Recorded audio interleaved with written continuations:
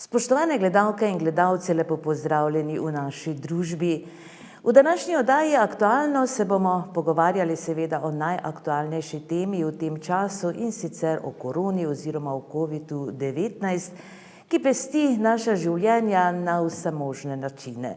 Verjetno vam je večina ukrepov že znanih, ampak nikoli ni dovolj znanja, predvsem pa opozoril, predvsem v smislu ozaveščenosti vseh nas, da se obvarujemo in da torej skozi to krizo preidemo na dokaj zdravi in brez posledic. Danes v naši družbi z veseljem pozdravljam Alenko Simonič, doktorico medicine, in Ludvika Hriberška, poveljnika civilne zaščite Ormož. Lepo pozdravljena. Najprej iskrena hvala, da sta si vzela čas, verjamem, da vama v tem času dela ne zmanjka. Ludvik, kakšna je situacija na terenu trenutno?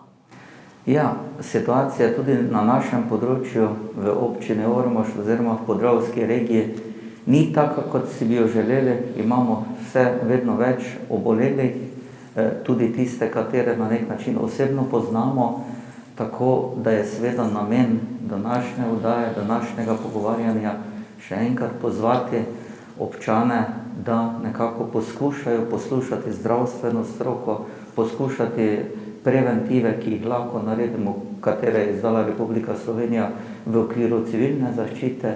Skratka, vsi si želimo, da bi na nek način ta obolenja se širila z manjšo hitrostjo, kot se širijo. In to je tudi naš osnovni namen in naša naloga. Nekateri še kljub vsemu, kar doživljamo, zadeve ne jemljajo dovolj resno. Kakšen je vzrok po vašem mnenju, gospa doktor? Vsi smo verjetno že malo naveličani vsega skupaj, želimo si normalnega življenja. Mnogi ljudje tudi niso tako zelo zaposleni sedaj, imajo, bom rekla, čas razmišljati o vseh teh teorijah zarote. Mislim pa, da se bo tudi to počasi malo umirilo, iz preprostega razloga, ker kolikor je bil prej razlog, da so ljudje vedno komentirali, jaz nikogar ne poznam, ki bi bil bolan, to je vse brez veze. Zdaj mislim, da skoraj več ni človeka, ki nikogar ne pozna, ki bi imel to bolezen. In tako kot vidim sama vsak dan pri svojem delu, ljudje so vedno bolj prestrašeni, tudi tisti, ki so bili prej zapriseženo proti, ker poznajo koga, ki je zbolel in se ob tem izjemno slabo počuti. In zdaj tudi vidijo, pravzaprav vsi, da to ni navadna gripa, kot je bilo toliko govora o tem, in da je stvar smrtno resna. Ja. Maske so obvezne, ne? To je glavno, na kar ne smemo v tem trenutku pozabiti. Kakšni so odzivi oziroma kakšni so ukrepi vseh inštitucij, od policije do seveda zdravstvenega inšpektorata? Res je, maske so obvezne in sicer vsekakor računamo, da če ljudje uporabljamo maske, da potem bo dejansko nevarnosti za posameznika manj. Je pa res, da tudi tako kot zdravstvena stroka opozarja, umivajmo si roke, pazimo na medsebojne razdalje, pa tudi ko nekako vidiš, da greš po mestu, da jih velika večina uporablja maske, tako v trgovinah je tako ali tako obvezno, tudi po ulici, tudi ko nekdo recimo samo gre po ulici, enostavno vidim, da jih velika večina uporablja maske in to je tudi pozitivno. Jaz mislim, da smo se vsi naučili tega, da je stvar res smrtno resna in zato pač enkrat pozivam, vsi upoštevajmo preventivne ukrepe, da bo potem obolen manj. Vsak dan slišimo tudi najrazličnejše zgodbe, žal so nekatere tudi take, ko so zastrašujoče, in bom potem tudi v nadaljevanju povedal, kaj vse sem doživljal na inšpekcijskem pregledu na občini Ormož. No, kar povejte. Inšpekcijski pregledi so zelo precizni, pedantni. Ja, res je. Uprava za zaščito in reševanje je na občino Ormož poslala inšpektorja in jaz kot poveljnik civilne zaščite sem bil prisoten. In mogoče te malenko srce zaboli, ko smo bili primorani pokazati v primeru večjega števila umrlih, da so to pokopališča Ormož, pokopališče Velike Nedelje, Podgorce, Svetinje, Hum in tako dalje. In potem smo prišli do točke, kaj pa v primeru množičnega pokopa ljudi. In takrat je pri meni malenko zagorelo v telesu, da je žal to glinokop. To pa pomeni, da se država pripravlja na najhujše scenarije in mislim, da recimo, da kakšne proteste po Ormožu pa kratenje pravic, dajmo zresnimo se. Alenka, kaj se je pravzaprav zgodilo? Zakaj je sedaj, torej prvi val smo dokaj dobro preživeli tukaj na tem našem območju? Kaj se je zgodilo sedaj, da se tako torej virus širi z ognjevito hitrostjo? Ja, pravzaprav smo zamudili en kup stvari. Vemo, da takrat, ko se je bolezen pojavila spomladi, takrat je nastala vsesplošna panika, nismo vedeli ne kakšna je bolezen, ne kako se širi in so bili ukrepi takoj na začetku strogi in dovolj strogi. Edino takšni lahko to preprečijo. Dokaz za to vidimo tudi na Kitajskem, kjer so izjemno represivni ukrepi, še zmeraj, čeprav se niti to več toliko ne prikazuje v javnosti, ampak edino to je način, da se to ustavi. Zdaj smo dovolili poletje, dopuste, dovolili smo odprte meje, dovolili smo vsa druženja, odprte lokale po noči in nažalost zdaj plačujemo svojo ceno. Moram reči, da smo v Evropi ena držav z najslabšo statistiko. Prav zaradi tega, ker nas je malo, pri nas je ta neka te osebne svoboščine in to je res, kar je tudi prav, ne. Smo družba, ki je zelo odprta za to, ampak nažalost tudi zaradi tega je bilo mogoče spoštovanja manj in kar mislim, da je tudi problem v Republiki Sloveniji, je to, da ni zaupanja v naše vodilne, kot je mogoče kje drugje, kjer so se ukrepov že iz tega splošnega zaupanja v vlado, v ljudi, ki so za to odgovorni, so se ljudje, kljub temu, da na splošno ukrepi niso bili tako javno dani, so se jih ljudje sami pri sebi držali. Pri nas pa nažalost res ni bilo to tako. Tako da odgovornost je na obeh straneh, jaz vedno pravim, ker vidim v vseh teh socialnih omrežjih, da ljudje se zelo razburjajo, češ, zakaj nam govorite, da smo mi krivi. Res je, krivo je ena in druga stran, je pa res, da smo mi verjetno imamo malo v sebi tega še pridiha južnejšega, radi se upiramo, ne, to je nekako v nas Slovencih in zdaj nažalost žanjemo posledice tega.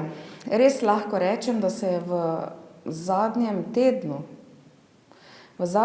se je situacija poslabšala do nečesa, kar jaz nisem še nikoli videla in tudi moji kolegi, ki so starejši od mene, niso tega še nikoli srečali. Toliko nekih izzivov, zdaj če govorim mogoče samo za zdravstvo, tega ni bilo še nikoli. Obremenitve so nenormalne in moram reči, da zdaj počasi videvamo v bolnišnicah scene, ki smo jih gledali prej od drugod.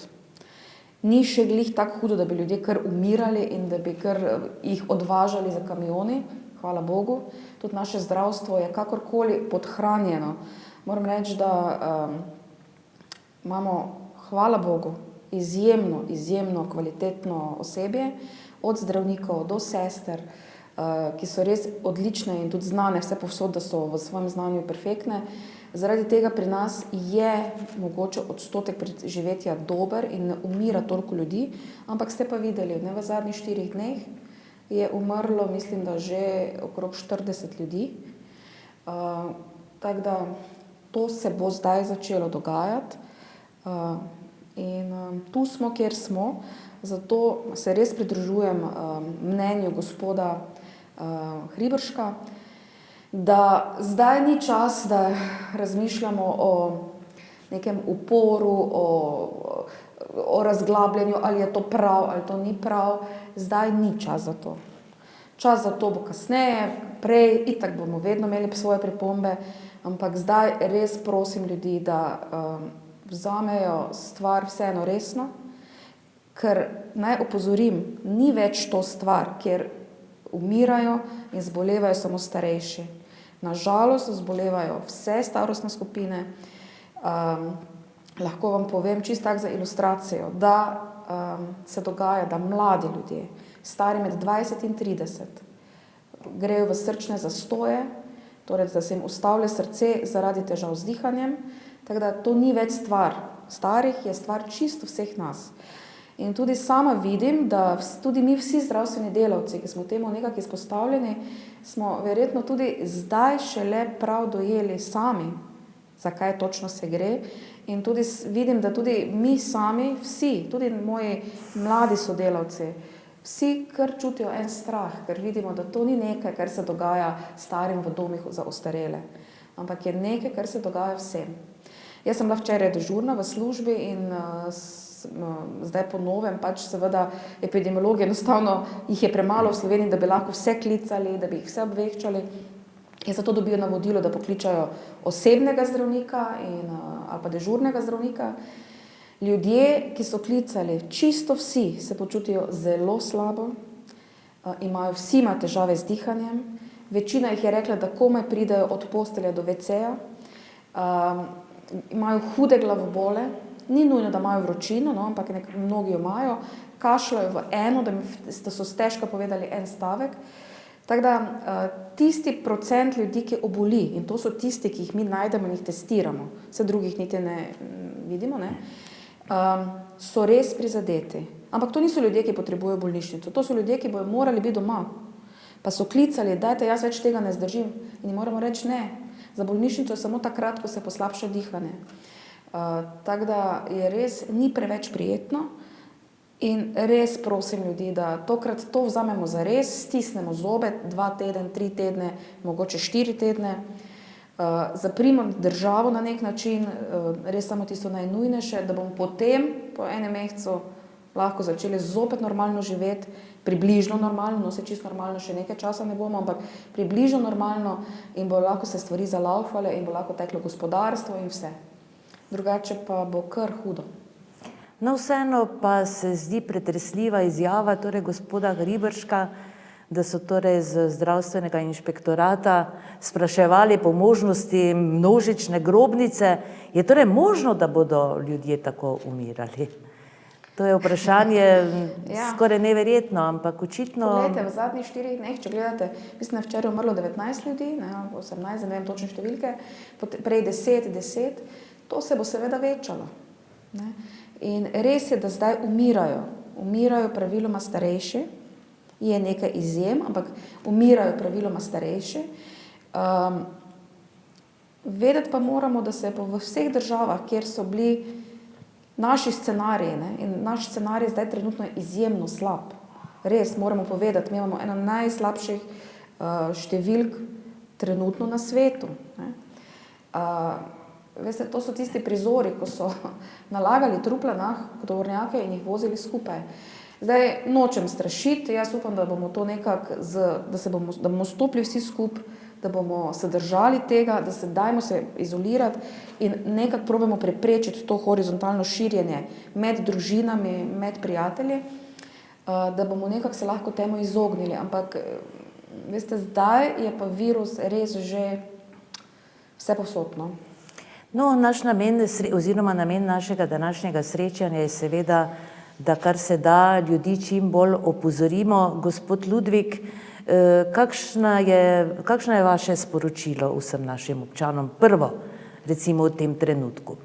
Seveda v tem trenutku, v tem tednu so šole zaprte, so vrtci zaprti. Na našem območju je po sklepu župana še tisti, ko nimajo možnosti svojega otroka doma na nek način varovati, da je del vrtcev odprtih. Ampak, ker prihajajo prvonovemberski prazniki, je naše osnovno sporočilo, da poskušamo s tistim druženjem, objemanjem, da poskušamo mogoče na pokopališčih, ne ob tisti 1 uri, naprimer jaz prihajam vsako leto v Ormož ob 14. uri kot naša družina, da se takrat ne bomo vsi družili ob tej uri, poskušamo, maše ne bo, da se ne bomo družili, da bomo pač varovali drug drugega. In sigurno takrat, ko je neka taki obred, da se lahko okužbe širijo nekontrolirano. Zato osnovno sporočilo poskušajmo zdržati, poskušajmo stroko poslušati. Dr. Alenka Simolič se neprestano trudi, mi tisti pa nekako premalo ubogamo. Tudi občinska uprava, županom na čelo, je stvar vzela zelo resno in tudi preko medijev resno sporoča, zato je na nas občanih, da spoštujemo ukrepe in potem bo dejansko širjenja virusa manj. Mogoče tudi pred to oddajo povem, ko smo se v prostem pogovoru, cepljenje za gripo, tisti, ko so bolj ranljive skupine, stroka jih priporoča.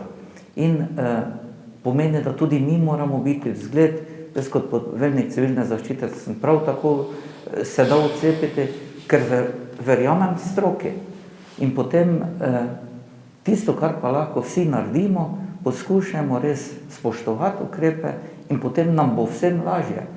Mogoče nas gledalci, ko gledajo take oddaje, je spet oni to nekaj razlagajo. Ampak stvar je smrtno resna, zato spoštujemo ukrepe.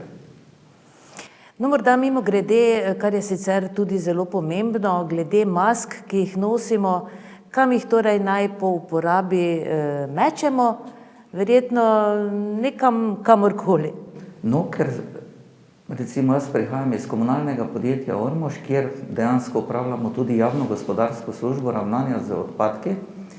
In seveda, nekdo, ko uporabi masko in potem je po nekem času ta maska več neuporabna in ker je okužb med nami vedno več, potem ta maska naj konča v posodi za mešane komunalne odpadke. Ampak, ker so tudi delavci, ko te komunalne odpadke zbirajo, pač pozivam vse občane, da ko masko snamemo, jo zavržemo, damo v plastično vrečko in po cirka 14 dneh dajmo to, vmes seveda ne dodajati svežih mask, dajmo to količino med mešane komunalne odpadke. S tem nekako obvarujemo to, da ne bo potem, če se že na masko, se pravi virus ujel, da ga ne trosimo potem z odpadki naprej. In sigurno po nekaj dneh je že maska ni več kužna, ampak dajmo reči daljši čas, cirka 14 dni in potem bomo varovani. Mi kot izvajalec javne službe tudi odvažamo najrazličnejše odpadke, vidimo, kaj vse v posodah je, ampak še enkrat poudarjam, maske se lahko zavračajo v posode za mešane komunalne odpadke. No, to je zelo pomemben podatek. Gospod doktor, kaj pa recimo tisti ljudje, torej, ki se še vedno upirajo, ne? Ki te maske pač gledajo na nje kot nek hec? Kakšno bi bilo vaše sporočilo za nje? Jaz razumem, da ljudje imajo različne poglede na različne stvari in to tudi spoštujem. Me je priletela ena taka misel, no, ob enem takem pogovoru, da res to spoštujem, to je njihova odločitev. Naj seveda vsak sam pri sebi naj premisli, koliko in ali dela s tem lahko škodo komu drugemu. Sem pa prav želela, da bi mogoče lahko tudi povabili take ljudi, ki res nima nobenega strahu in jih nič ne muči. Nima nobenih, ker bomo rabili osebje, ki bo prevažalo COVID bolnike, ki bo mogoče prevažalo trupla. Lahko taki ljudi, ki res imajo občutek, da to ni, jih lahko povabimo in pomagajo pri takih delih. Tako da to je recimo ena od stvari, ki se mi zdi takih v redu. Pa me zanima, no, koliko časa bo ta nestrah trajal. Jaz bi mogoče samo še enkrat opozorila glede 1. novembra. Zdaj, moja prošnja danes tukaj na tem mestu je, da se to leto 1. november vzdržimo obiskov grobov na sam praznik, da probamo to leto praznik preživeti doma v okviru svojih najbližjih, z mislimi na vse tiste, ki smo jih imeli radi, ki jih še imamo radi, in se ne udeležujemo obiska grobov po celi občini, po regiji, zaradi tega, ker virus se lahko prenaša tudi z svečami, z rokovanjem, z srečevanjem In se mi zdi res popolnoma nepotrebno, da letos, ko je situacija resnično resna, tvegamo naše zdravje in zdravje naših najbližjih zaradi ene stvari, za katero menim, da je dan podoben dnevu in da spomin na naše drage je na 1. november enako kot je vse ostale dni in mislim, da to ni potrebno. Tako da res bi prosila čisto vse naše občane, da tokrat 1. november preživijo doma. Ludvik, verjetno je vaše razmišljanje seveda oziroma je gotovo enako v tem smislu, kako pa sicer bi naj zadržali te naše občane oziroma doma, ne? Tudi sicer ne samo za 1. november. Ja, zdaj dejansko, pa mislim, da so naši občani tudi kar za pohvali, da dejansko spoštujejo ukrepe, ampak naša naloga, tako kot civilna zaščita, kot zdravstvena stroka, kot vrh občine, nekako poziva občane, zato da ne bomo prišli v eksponentno naraščanje virusa pri ljudeh, da pač spoštujmo, da ob teh dneh varujmo drug drugega. Jaz vem, da bodo tudi recimo na pokopališče pridejo iz drugih regij, seveda, ker imajo korenine nekje tukaj, ampak jaz mislim, da poslušamo zdravstveno stroko, nevarnosti so. Videli smo, da lahko že ob teku aerosoli gredo v zrak in jih potem mi vdihnemo. Na pokopališču, če bo recimo 500 ljudi, ko dihajo, potem gre skozi ta zrak, ko ga je nekdo izdihnil, če je med nami, kar je veliko okužb, je potem nevarnost prenosa naprej. Zato poskušajmo res nekako z mislimi bolj biti pri naših žal rejnih, da ne bomo drugo leto mi že, ko bodo drugi k nam hodili na pokopališča. Se pravi, če bomo se obvarovali, bomo obvarovali sebe in druge. Sigurno te napovedi, ko so res strašne, so zastrašujoče. Jaz sem bil na tem inšpekcijskem pregledu, pa moram reči, da tudi sedaj, ko snemamo, nekako psiha dela, da se ustraši vsega tega. Zato najmanj je, če spoštujemo, da pač ne gremo takrat, poskušajmo ta del mogoče kak drugi dan obiskati v ožjem družinskem krogu, tisti, ko smo tako ali tako skupaj, pa bo potem nekoliko lažje. Osnovno sporočilo, tisti, ko želijo, pač ne se za 1. november iti na modno parado, na pokopališče, ampak poskušajmo izkazati našim rejnim spoštovanje od doma in tako dalje. No, v bistvu ne gre samo za 1. november, tudi sicer bi se naj ljudje najbrž čim več zadrževali nekje notri, Doma, ne? tako. Ja. Jaz res prosim naše občane vse, da naslednjih 14 dni poskušajo omejiti čisto vse stike, čisto vsa druženja in se dobesedno zadržujejo doma in najbližje okrog svoje hiše. Če pa živijo v blokih, za tiste mi je res žal, ker je res, vem, da je težko biti noter zaprt, ampak čim manj izhodov, res samo najnujnejši izhodi. Edino to je sredstvo, s katerim mi lahko trenutno že eksponentno rast okužb ustavimo in nekako na nekem številu zadržimo. Ni nobene drugega pametnega nasveta kot ta. Omejiti stike. Če virus se nima kam širiti, bo ostal doma. Mogoče bi izkoristila zdaj še to priliko, ker po novem smo družinski zdravniki in pa urgentni zdravniki dolžni, da potem ljudi jim povemo, kakšna navodila imajo takrat, ko je nekdo doma pozitiven. Res prosim, da vsak bolnik, ki dobi sporočilo, da je pozitiven, definitivno za vsemi svojimi domačimi, s katerimi živi v skupnem gospodinjstvu, ostane doma. To pomeni, če je mož pozitiven, bo ostala doma tudi žena in otroci. In vsi, ki živijo v isti hiši. Vsi pokličejo delodajalca na prvi delovni dan, pač ki pride, mu povejo, da so v tesnem stiku z znano pozitivno osebo in delodajalec bo organiziral, da bo dobili plačilo za delo, ki ga tudi ne bojo opravljali. Obstajajo vzvodi, delodajalec ve, kaj mora narediti. Če bo kdo imel težave z delodajalcem, se bo obrnil na svojega osebnega zdravnika. Ampak pomembno je, da ostane doma, da ne hodi nikamor. Zdaj, šole, vrtci so itak zaprti, ampak tudi otrok ne smemo pošiljati na igrišče, igrati se z drugimi ali pa ne vem, kamorkoli. Otroci tudi morajo biti doma.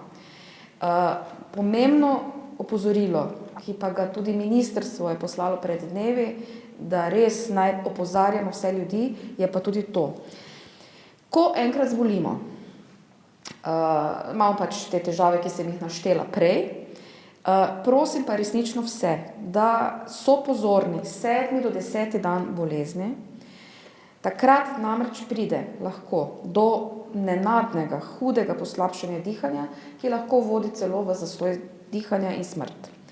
Torej, od 7. do 10. dneva bodimo pozorni, če se nam zdi, da dihamo težje, kot smo prejšnje dni, če postajamo nekam čudno pospani, če so naše mišice slabe, da se komaj dvignemo, in je to slabše, kot je bilo prejšnje dni, je to razlog, da ali pokličemo dežurnega zdravnika, ali če gre res za hudo stvar, ker to lahko, veste, to se lahko zgodi v manj kot 10 minutah.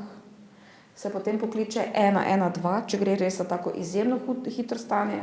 Drugače pokličemo dežurnega zdravnika, zato, da preprečimo kakšne nepotrebne smrti, temu rečemo tako. Vem, da bo vlada v kratkem pozvala vse prebivalce, da si nabavijo posebne aplikacije na telefonih ali pa tiste merilce kisika, ker problem covida je v tem, da se lahko ljudje počutimo še koliko toliko normalno, sploh mlajši ljudje, ki imamo neko zalogo. V bistvu je pa naša zasičenost krvi za kisikom že zelo, zelo slaba in se v nekem trenutku postane tako slaba, da seveda naše srce, naši možgani tega več ne morejo slediti in ugasnejo. Ne? To so tisti prizori, ki smo jih gledali iz Kitajske, ko so se ljudje sredi podzemne železnice kar zvrnili po tleh in umrli. Tako da nočem zdaj strašiti, ne, seveda, ampak pomembno je, da to veste in da take stvari preprečimo. V Sloveniji v tem tednu so se nažalost že te stvari začele dogajati in jih je tudi potem zelo težko reševati ali pa so postanejo nerešljive. Tako da torej od 7. do 10. dne bolezni bodite posebej pozorni. Utrujenost, huda zaspanost in vedno težje dihanje. Takrat pokličete dežurnega zdravnika ali 112, če stvar res vidite, da zelo hitro napreduje. Tako da to se mi zdi ena pomembna stvar, ki jo moramo vsi vedeti, ker to zdaj vsem govorimo, ampak je fajn, da povemo tudi tako, da jo slišijo vsi. Drugače pa res, ostanimo doma, čim manj stikov in zdržimo teh 14 dni, 3 tedne. Jaz mislim, da tudi če bomo se mogli 100-krat vgrizniti v jezik in se to ne strinja z nobenim od naših prepričanj in z nobenim od naših stvari, ki jim verjamemo, te 3 tedne se prepustimo ljudem, ki, verjemite, želijo delati dobro, zdravstvo vam ne želi slabega, vas ne želi samo strašiti, vas ne želi, ne vem, v neke totalitaristične sisteme vpeljavati, ampak želi, da to preživimo vsi skupaj. Zdravi. No, mimogrede še, koliko pa je torej merodajno stanje, da izguba okusa in vonja? Zelo. Zelo moram reči, da pri nas, tako čisto po izkušnjah, so pravzaprav vsi tisti, ki so v tej fazi klicali, da so izgubili von, okus, so bili naknadno pozitivni. Ni nujno, da po prvem brisu, ampak zdaj po novih smernicah mi lahko celo zaključimo, da gre za COVID, tudi če ima pacient vse simptome ali pa mnoge simptome, pa je mogoče bris celo negativen, zato ker je bil vzet prehitro, ko se še virus v tem prostoru, kjer mi bris jemljemo, to je od zadaj v nosu in skoraj v žrelu, še ni namnožil na tistem mestu. Ogromno primerov COVID-a trenutno poteka z drisko, samo z drisko, in tam seveda so lahko ti brisi seveda normalno negativni, ker je večina virusa se naselila v sluznico nekje drugje, nekje nižje in ne zgoraj, v zgornjih prebavilih in dihalih. Tako da je to zdaj vse, pustimo tu stroka, bo že vedela, kaj dela, dajmo jim zaupati, zaupajte nam. Mi se trudimo, da bi delali dobro za vas in za nas, vse skupaj. In ne jemati naših dejanj kot, ne vem, kot da vam težimo, kot da vas gnjavimo, kot da vam sitnarimo, kot da vas strašimo. To, mogoče pa bi še izkoristila tudi to, seveda se trudimo, da ostanejo vse zdravstvene dejavnosti odprte za naše uporabnike. V primarnem zdravstvu smo dobili navodilo ministrstva, da probamo še zmeraj delati tudi redno delo.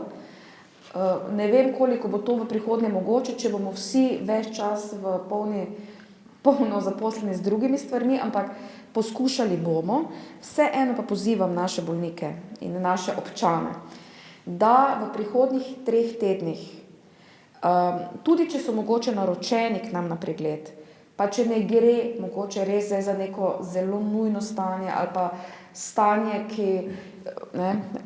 ki mogoče tudi sami presodijo, da v tem trenutku ni zdaj tako pomembno, da pridejo, da lahko mogoče kako stvar uredijo preko telefona ali kaki izvid poslikajo pa nam ga pošljajo ali kako stvar naročijo, se dogovorimo tako. In to iz preprostega razloga. Prvič, jaz lahko povem zase. Jaz imam vsak dan okrog 100 mailov, SMS-ov, klicov pa, da ne povemo, koliko tisoč jih je vsak dan klicov v zdravstveni dom. Te številke so abnormalne in tudi okrepljene centrale, več ljudi na telefonih, enostavno fizično ni sposobno 10 000 klicev dnevno prevzeti. In zato tudi ljudje čakajo včasih na odgovor maila, na odgovor SMS-a, ker ne utegnemo. Poleg tega pa delamo vse redno še, ne pogledamo. Tako da naj res ljudje malo te obiske omejijo. Mi smo vsekakor tam za čisto vse nujne in na pol nujne stvari. Ampak mogoče ni zdaj pravi čas priti pokazati, eno pegico, ki še ni nič kaj posebej takšnega, ali pa se priti pogovarjati o kakšni stvari, ki mogoče ni zdaj tako smrtno nujna. No. Daj, prosimo, da počakate toliko in da nam probate na tak način v bistvu pomagati, da mi lahko tudi druge stvari v nekem normalnem obsegu delamo. Mi v zdravstvenem domu Ormož, jaz in vsi moji sodelavci, res smo ves čas tam, smo ves čas na voljo. Naši recimo reševalci so v stalnej izpostavljenosti bolezni. Veste, mi odhajamo na teren, nikoli ne vemo, kaj nas tam čaka. Zaradi varovanja, šparanja opreme, ki je zopet ni, ki zopet zmanjkuje. Probamo to nekako se selekcionirano, kdo se obleče, pa kdo gre naprej pogledati, pa kdo se pridruži, imamo cele protokole. Ampak vi morate vedeti, vsi mi smo neprestano izpostavljeni okužbam. In tudi če nas vi malo, bom rekla, prišparate, nam s tem pomagate, da mogoče kje drugje lahko delamo boljše. Hvala lepa, Alenka. Morda, gospod Ludvik, imate še vi kaj pomembnega za zaključek? Ja, v skladu z razgovorom z gospodom županom sva se nekako dogovorila, da gospodarske javne službe, oskrba s pitno vodo, odvajanje, ravnanje z odpadki, da te komunalne dejavnosti morajo potekati nemoteno. Ker ljudje včasih kličejo pa rečejo, ja, zakaj pa vi delate? Zaradi tega, ker zdravstveni dom rabi vodo, ker bolnica rabi vodo, ker ustanove rabijo vodo. Šole so lahko zaprte, ampak recimo tam, kjer gre za nujno medicinsko oskrbo, tam tudi mora biti električna energija, mora biti voda, morajo se odplake odvajati, tako da enostavno teh služb ne smemo zapreti. Seveda delodajalce pa tudi mogoče z tega mesta pozivam, da tam, kjer lahko organizirajo delo od doma za nekaj zaposlenih, naj poskušajo to koristiti. Enostavno ne sme se zaustaviti te nujne stvari, drugače pa vsak delodajalec pa dobro pozna tisto, kar mu je res nujno, kar pa lahko prenese naprej.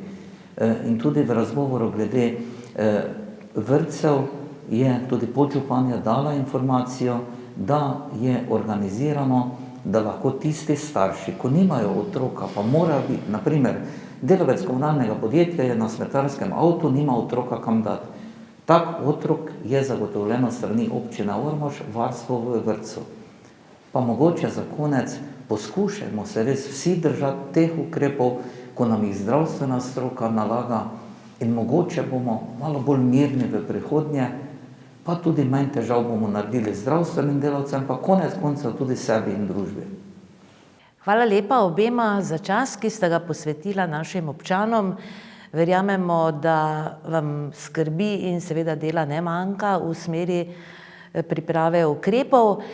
Seveda se bomo še javljali, naslednje naše javljanje bo v oddaji Utrip Ormoža, naši redni oddaji ob četrtkih, sicer pa se znova vidimo čez teden dni.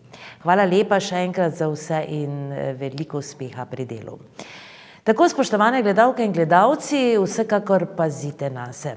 Napotke smo vsi skupaj dobili, upam, da ste si jih vzeli k srcu, zadeva je resna, tako da pazite nase. Srečno!